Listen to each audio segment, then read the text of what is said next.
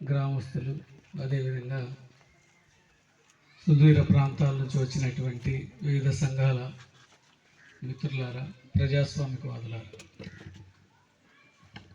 ఇటువంటి మరణాలు ఉండకూడదు అనే ఉద్దేశంతోనే భారత రాజ్యాంగంలో ప్రాథమిక హక్కుల్ని వీటన్నిటిని కూడా పొందుపరుచుకున్నాం. కానీ ఇటువంటి మరణాలు సంభవిస్తూనే ఉన్నాయి. ఇవన్నీ కూడా సాధారణమైనటువంటి మరణాలు కాదు, అసాధారణమైనటువంటి మరణాలు. ఎందుకు ఈ అసాధారణమైనటువంటి చావు వచ్చి చనిపోలేదు, బలవంతంగా ఇతరుల చేత చంపబడినటువంటి చావులు ఇవి ఎందుకు జరుగుతున్నాయి అంటే, ప్రధానంగా దేశంలో ఎక్కడ ప్రజా ఉద్యమాలు పెళ్ళుబుగుతున్నాయో ఆ ప్రజా ఉద్యమాలని అణిచివేయటానికి పాలకులు తమదైన శైలిలో మొత్తంగా కూడా ఉద్యమాల్ని అణచడానికి తుపాకుల్ని గురిపెట్టి ఆ ఉద్యమాల్ని అణచివేస్తూ ఉన్నాయి. అంటే వాళ్ళ పరిపాలన సజావుగా సాగటానికి ఈ రకమైనటువంటి సైన్యాన్ని దించటం, తుపాకుల్ని ప్రయోగించటం, హెలికాప్టర్లను ప్రయోగించటం, బాంబు దాడులు చేయటం, డ్రోనుల ద్వారా నిఘా చేయటం, ఇవన్నీ కూడా జరుగుతూ ఉన్నాయి. ఈ క్రమంలోనే మరి గుండెకోట్ సంబంధించినటువంటి ఛత్తీస్గఢ్ రాష్ట్రంలో ఈ ఎదురు కాల్పుల ఘటన 27 మంది చనిపోయారు అని చెప్పేసి చెప్తా ఉన్నారు. ఇది మన అందరికీ తెలుసు. కొద్ది మందిని, ఒక 30-35 మందినో వ్యక్తుల్ని 100 మందితో పోలీసులు చుట్టుముట్టి కాల్చి చంపి దీన్ని ఎదురు కాల్పులు అని చెప్పేసి మనకు చెప్తా ఉన్నారు. గతంలో న్యాయ సూత్రాల్లో ఏమని ఉండేదంటే, ఒక మనిషి ఎవరైతే కేసు నమోదు చేస్తారో నేరం జరిగిందని, అదే మనిషి ఆ కేసు దర్యాప్తు చేసి అదే మనిషి మొత్తం కూడా అక్కడ ఉండే ముద్దాయిలను ఎవరినో అరెస్ట్ కానీ చేస్తే ఇటువంటి కేసులు అనేవి చెల్లవు. ఎందుకంటే ఒక వ్యక్తే చేస్తున్నాడు, కేసు నమోదు చేయటం ఒక వ్యక్తే చేస్తున్నాడు, దర్యాప్తు ఒకే వ్యక్తి చేస్తున్నాడు. అట్లనే న్యాయాన్యాయాలు కూడా తేల్చేది ఒకే వ్యక్తి. అంటే ఇక్కడ ఎవరు ఆ వ్యక్తి అంటే, కేంద్ర ప్రభుత్వం, సాయుధ దళాలు ఏవైతే ఉన్నాయో మనుషుల్ని చుట్టుముట్టి, అంటే పిడికెడు మంది ఉన్న మనుషుల్ని వందలాది వేలాది మంది చుట్టుముట్టి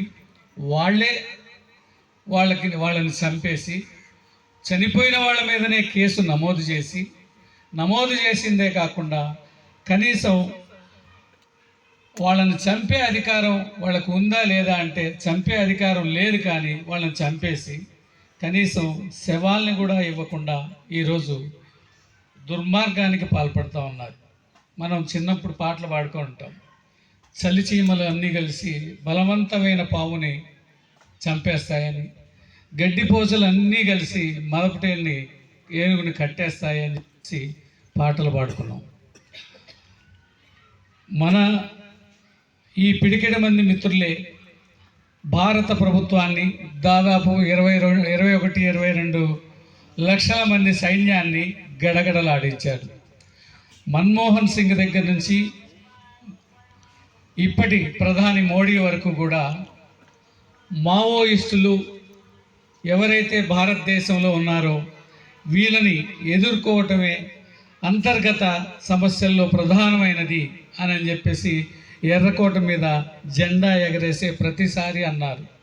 ఈ గడ్డిపోచలు, ఈ చలిచీమలు ఎందుకు ఈ దేశ పాలకుల్ని గడగడలాడించాయి అని చెప్పేసి మనం నిజాయితీగా ఆలోచించినట్లయితే, భారత రాజ్యాంగంలో పొందుపరచబడినటువంటి ఆదేశిక సూత్రాలు కానీ ప్రాథమిక హక్కులు కానీ ఏమాత్రం ప్రజలకు అందకుండా పాలకులు నిత్యం అణగదొక్కుతూ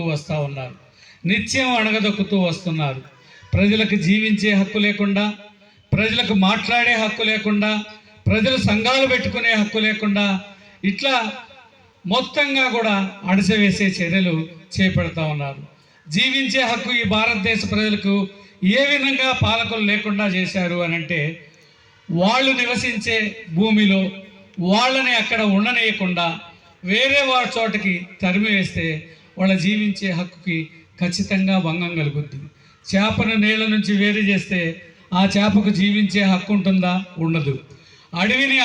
అడవి నుండి ఆదివాసీని దూరం చేస్తే వాళ్ళకి జీవించే హక్కు ఉంటుందా అంటే ఖచ్చితంగా ఉండదు. అట్లనే ఈ జీవించే హక్కు లేకుండా చేస్తున్నారు. ఎవరి కోసం అనంటే, వాళ్ళ ఆదివాసీల భూమి కింద కాళ్ళ కింద ఉన్నటువంటి భూమిలో ఖనిజ సంపద నిక్షిప్తమై ఉన్నది. ఈ ఖనిజ సంపద మొత్తాన్ని కూడా డబ్బులు ఉన్నటువంటి బడా బాబులకి, అంబానీకి, ఆదానీకి, ఇట్లాంటి వాళ్ళకి మొత్తానికి కూడా దారాదత్తం చేయటానికి అని చెప్పేసి ఈ భూముల్ని అమ్ముతూ ఉన్నారు. ఈ భూముల మీద ఒప్పందాలు చేసుకుంటా ఉన్నారు. వాళ్ళు ఇచ్చే నజరానాలకి, వాళ్ళు ఇదిల్చేటటువంటి డబ్బులతో ఈ ప్రభుత్వాలు ముందుకు నడవటానికి ప్రయత్నం చేస్తున్నాయి. కాబట్టి ఆ రకంగా భారతదేశంలో ఉన్న ప్రజలకి జీవించే హక్కు లేకుండా చేస్తున్నాయి. ఇంకొకటి, ఈ జీవించే హక్కు లేకుండా చేయటం అన్యాయం అని చెప్పేసి హక్కుల సంఘాలు, ప్రజా సంఘాలు, ఇంకా ఏమైనా రాజకీయ పార్టీలు అరకొరగా ఉన్నవాయో ఏమైనా కానీ మాట్లాడుతూ ఉంటే వాళ్ళని మాట్లాడకుండా చేయటానికి భావ ప్రకటన స్వేచ్ఛ అనేది ఏదైతే ఉందో ఆర్టికల్ 19 దాన్ని నిర్వీర్యం చేస్తూ చట్టాలను తీసుకొస్తూ ఉంది, జైలులో చూస్తూ ఉంది. అనేక మందిని, ప్రజాస్వామికవాదుల్ని, పత్రికా విలేకరుల్ని, లాయర్లని మొత్తాన్ని కూడా జైలులో పెడతా ఉంది. దానికి భీమా కోరేగా కేసు అని చెప్పేసి ఇంకొక కేసు అని ఇట్లా లోపల పెడతా ఉంది. దీని గురించి ఎవడైనా ఆలోచించినట్లయితే ఆ ఆలోచనలను కూడా నిలిపివేయాలి, చంపివేయాలి అనే ఉద్దేశంతో భారత పాలక వర్గాలు ఆలోచిస్తున్నాయి. మేము వచ్చే ముందు ఇక్కడ క్రైస్తవ భక్తి గీతాలని పాడుతూ ఉన్నారు. ఇటువంటి క్రైస్తవ మతాన్ని ప్రచారం చేసే అటువంటి వ్యక్తి ఒక ఫాదర్. ఆ ఫాదర్కి సంబంధించి ఛత్తీస్గఢ్లో, జార్ఖండ్లో ఉంటాడు. ఆయన స్టాన్ స్వామి. ఆ స్టాన్ స్వామి చర్చికి వచ్చాడు. చర్చికి వస్తే ఇక్కడ అందరూ కూర్చున్న వాళ్ళందరూ కూడా ఆడవాళ్ళు కనపడుతున్నారు, మగవాళ్ళు కనపట్లేదు.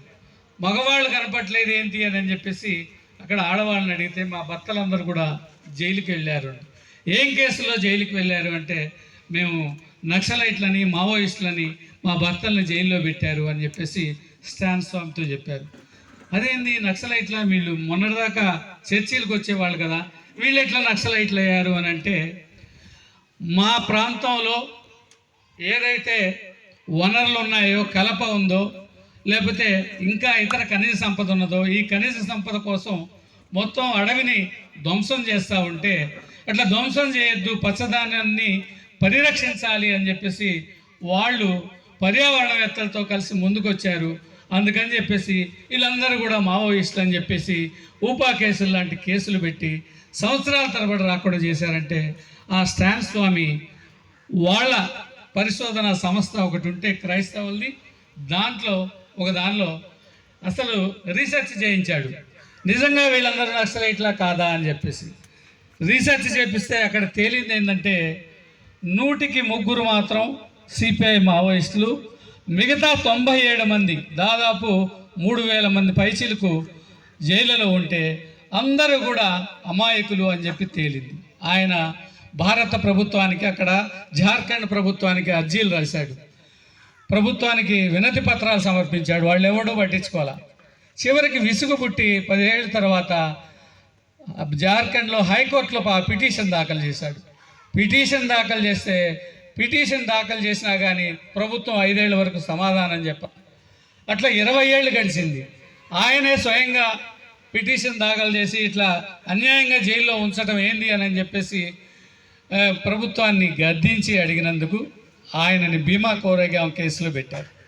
ఆయనకి 84 ఏళ్ళ వయసు ఉంటే స్పూన్ పట్టుకొని కనీసం తినటానికి, లేకపోతే ఇట్లా స్ట్రా పెట్టుకొని మాత్రమే నీళ్లు తాగలడు. ఆ స్ట్రా పెట్టుకొని తాగే ఆయనకి జైల్లో వేసి స్ట్రాను కూడా ఇవ్వలేదు. ఇవ్వకపోతే ఆయన హైకోర్టుకు పోవాల్సి వచ్చింది.